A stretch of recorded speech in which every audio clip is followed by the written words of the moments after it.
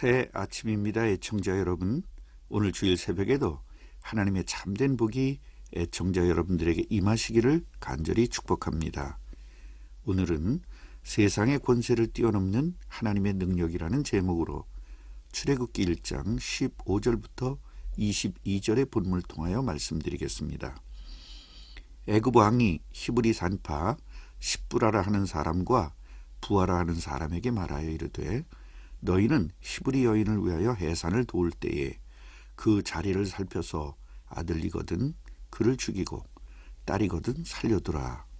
그러나 산파들이 하나님을 두려워하여 애굽 왕의 명령을 어기고 남자 아기들을 살린지라.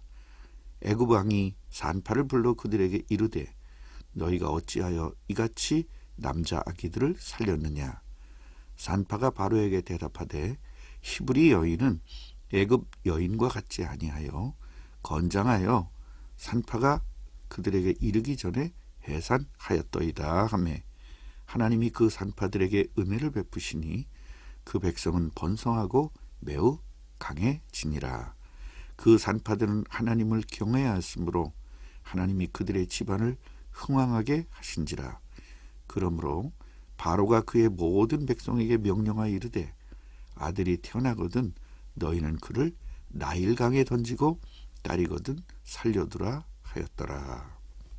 모든 글에는 겉으로 보이는 내용도 중요하지만 실제로는 보이지 않는 내용이 더 중요할 때가 많이 있습니다. 글쓴이는 보이는 글을 통하여 보이지 않는 중요한 메시지를 기록하기 때문입니다.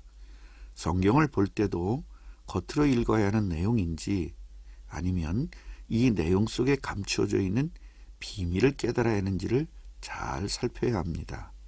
오늘 본문을 보면 애굽 왕이 산파를 시켜서 히브리인의 아들을 낳으면 죽이고 딸을 낳으면 살리라는 명령을 지키지 않고 남자 아기들을 살리는 보이는 내용입니다. 이 보이는 내용 속에는 보이지 않는 하나님의 메시지가 있는데요.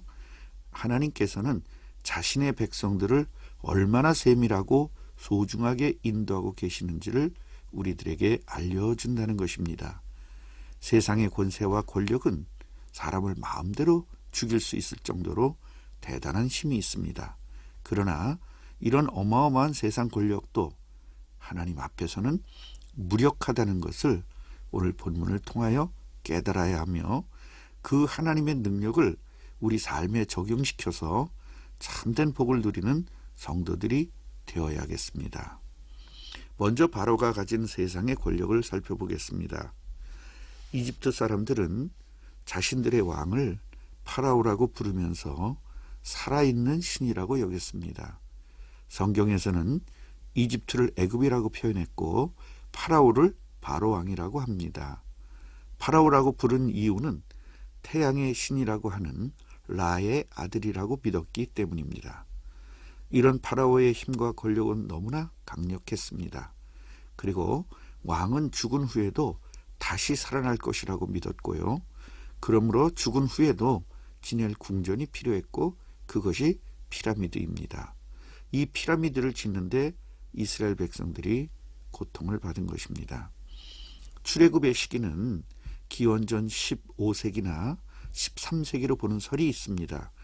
정확한 것은 아니지만 13세기 설이 맞는다면 당시의 왕은 람세스 2세라고 보는 것이 타당합니다. 그렇다면 그 당시는 최고의 권력자인 람세스 2세의 통치 아래에서 피라미드를 지으면서 히브리인들이 얼마나 고통을 당했는지를 짐작할 수 있습니다.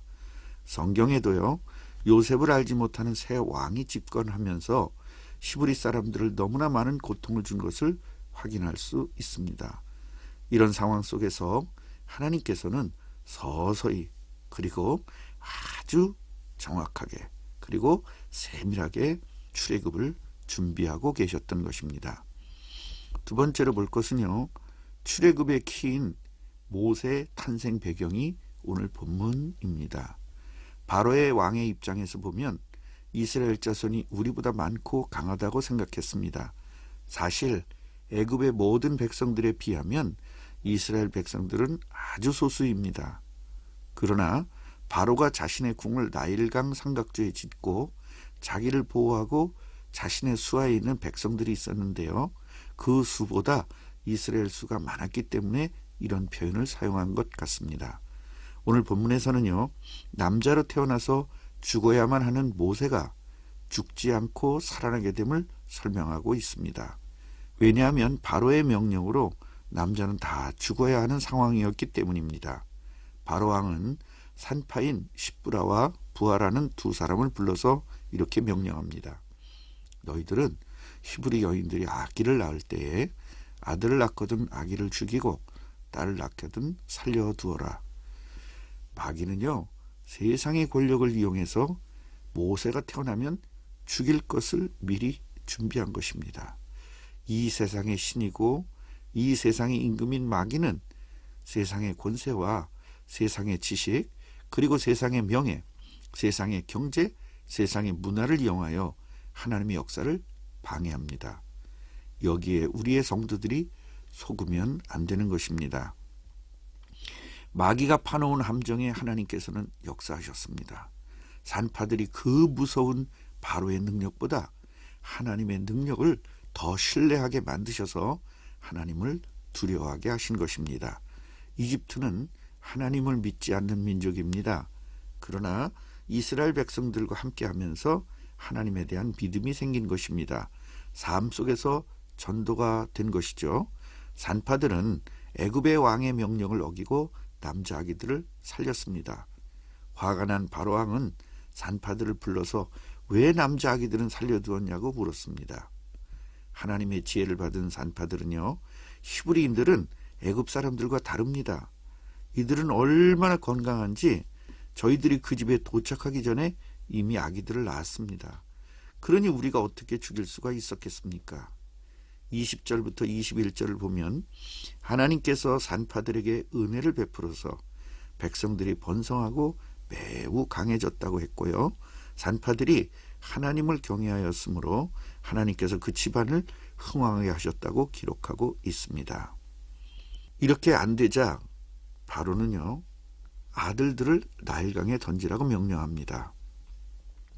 산파들을 통해 아들들을 죽이려고 한 계획이 수포로 돌아간 바로 왕은 다시 지혜를 짜냅니다. 마귀는 자기의 회를 만들어 쉬지 않고 자신들의 일꾼들을 사용하여 하나님의 백성들을 고통스럽게 합니다. 고린도후서 11장 15절에는 사탄의 일꾼들이 의의 일꾼으로 가장했다고 했고요. 계시록 2장 9절에는 유대인들을 사탄의 회당이라고 했습니다. 사탄은 세상의 권력자인 바로 왕을 이용하여 모세가 태어나면 나일강에 던져서 죽이려고 미리 아들들을 나일강에 던지라고 한 것입니다. 딸들이 태어나면 살려두고 아들들이 태어나면 나일강에 던져서 죽이라고 명령합니다. 얼마나 피도 눈물도 없는 명령입니까? 이것이 사탄의 전략이고 사탄의 본질입니다. 사탄은 하나님의 일을 방해하기 위하여 모든 수단과 방법을 사용합니다. 창세기 3장에서 처음 출현해서 인간을 망하게 했던 사탄은 복음을 막으려고 세상의 모든 권력과 힘을 이용하여 방해하는 것입니다. 그 사탄은 출애굽 시대에 역사했고요. 지금도 역사하고 있습니다. 그래서 요한일서 3장 8절에는 예수님이 이 땅에 오신 이유를 설명합니다. 사탄의 일을 멸하려고 오셨다고 기록했습니다. 사탄의 힘은 대단하고 절대적 같이 보이지만 그러나 세상의 모든 권력자의 능력을 뛰어넘는 하나님의 역사가 있음을 깨달아야 하겠습니다. 결론을 말씀드리겠습니다.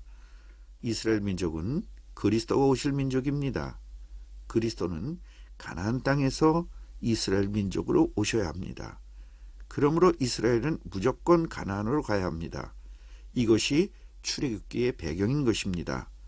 그리스도가 오는 것을 방해하기 위하여 세상의 권력과 능력을 이용하는 사탄의 전략과 그런 중에도 새롭게 또다시 늘 역사하시는 하나님의 능력을 확인하여 우리들의 삶에 적용시켜서 완전히 승리하는 애청자 여러분들이 되시기를 간절히 축복합니다.